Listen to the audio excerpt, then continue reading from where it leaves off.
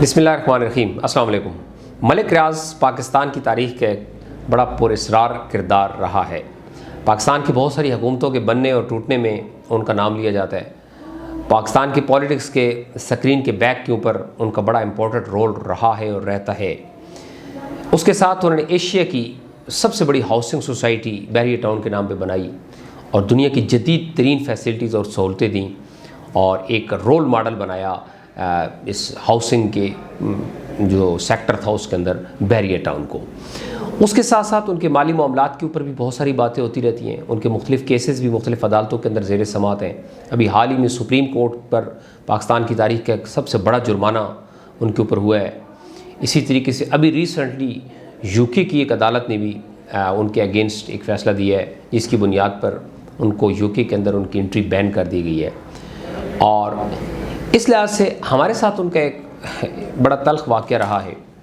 اور وہ تلخ واقعہ اس طرح تھا کہ 2013 کا جو ہمارا لانگ مارچ تھا، جب ہم انقلاب مارچ لانگ مارچ لاہور سے نکلنے لگے تھے، تو اس کے ایک دو دن پہلے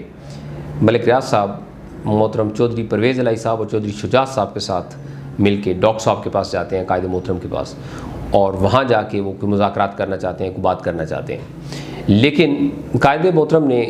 اس وقت ان کی بات نہیں سنی اور وہ فوراً اٹھ کے میڈیا کے سامنے آ گئے اور انہوں نے بات کی کہ چونکہ ایک تو میری اطلاع کے بغیر ہی آئے ہیں، میرے علم میں نہیں تھا، اور دوسرا ایشو یہ تھا کہ میں اس ٹائم پہ کسی ایسی سرمایہ دار شخصیت سے نہیں ملنا چاہتا جس سے عوام کے اندر یہ تاثر جائے کہ شاید مارچ کا سودا ہو رہا ہے، لہٰذا اس ٹائم مناسب نہیں ہے میرا ان سے ملنا۔ ہاں، اگر وہ اس سے ہٹ کے کسی ٹائم آتے یا آئیں تو ویلکم کروں گا، میرے ساتھ بیٹھیں، چائے پئیں، مجھے کوئی ایشو نہیں ہوگا۔ وہ ایک مہمان نواز شخصیت ہیں، ان کے پاس پورے ہر مذہب کے لوگ جاتے ہیں، ہر مسلک کے لوگ جاتے ہیں، اور وہ وہاں ان کی مہمان نوازی بھی کرتے ہیں، ان کو چائے بھی پلاتے ہیں، کھانا بھی کھلاتے ہیں، اور اس کے اوپر بات بھی کرتے ہیں، ان کے ساتھ میٹنگ کرتے ہیں۔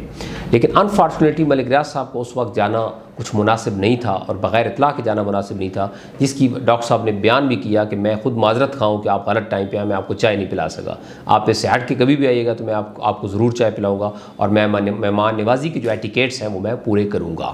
وہ ایک واقعہ تھا، وہ کہ آدھے گھنٹے کے اندر ختم ہو گیا۔ اس کے بعد آج 2021 ہو چکا ہے، اس واقعے کو 7-8 سال ہو چکے ہیں، لیکن ہمارے یہاں ایک پرابلم چل رہا ہے، وہ یہ کہ جب بھی ملک ریاض صاحب کا کوئی ایشو بنتا ہے، ان کے خلاف کوئی ایک میڈیا وار، سوشل میڈیا کے اوپر ان کے خلاف کوئی کیمپین چلتی ہے، تو اس میں نہ چاہتے ہوئے ہمارے اپنے تحریک کے کچھ کارکنان بھی بڑے بڑھ چڑھ کر حصہ لیتے ہیں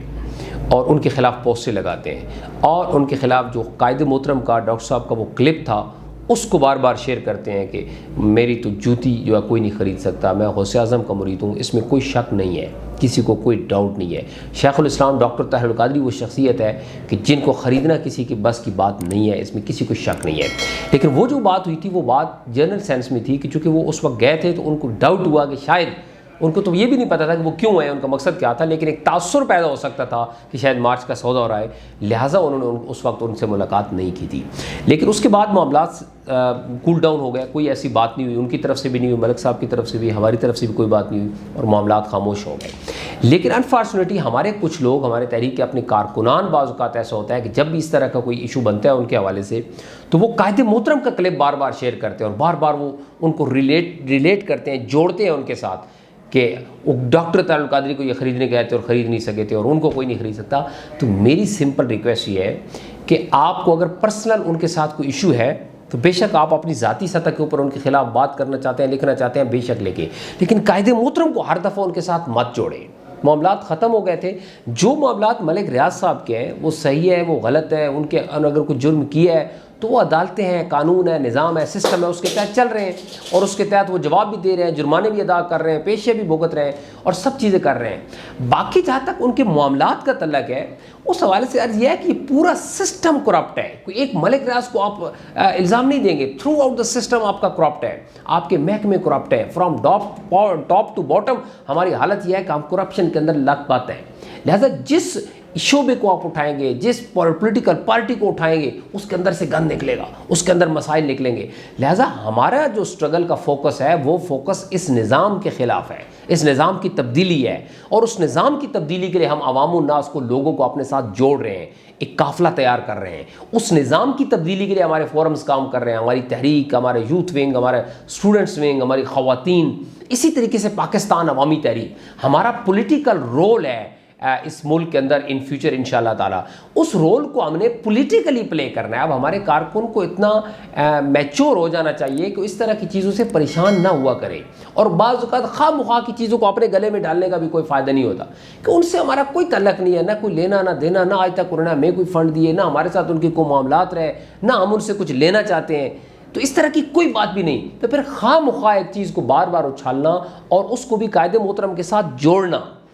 یہ جو چیز ہے یہ بالکل بھی صحیح نہیں ہے. لہٰذا اس چیز کو ختم کرنا چاہیے. اگر کسی کو ذاتی سطح پر ان کو تکلیف ہے تو وہ بے شک اپنے نام سے بات کرے, اپنی آئی ڈی سے بات کرے, اپنے بیان دے, اپنی ویڈیو دے, تو وہ اس کا حق ہے, وہ جو مرضی کرے. لیکن قائد محترم کو اور تحریک کو بار بار جوڑنا, یہ چیز جو ہے وہ بالکل بھی صحیح نہیں ہے. لہٰذا اس چیز کو کارکنان کو سمجھنا چاہیے, اور پولیٹیکلی اتنا ان کو ویل اویئر ہونا چاہیے کہ ان فیوچر ہم نے مختلف پارٹیوں کے ساتھ الائنس بھی بنانے ہیں, سیٹ ایڈجسٹمنٹ بھی کرنی ہے, کئی جگہ پر ہم نے کئیوں کو سپورٹ کرنا ہے, کئی جگہ پر ہم نے کئیوں سے سپورٹ لینی ہے. ہم پولیٹیکلی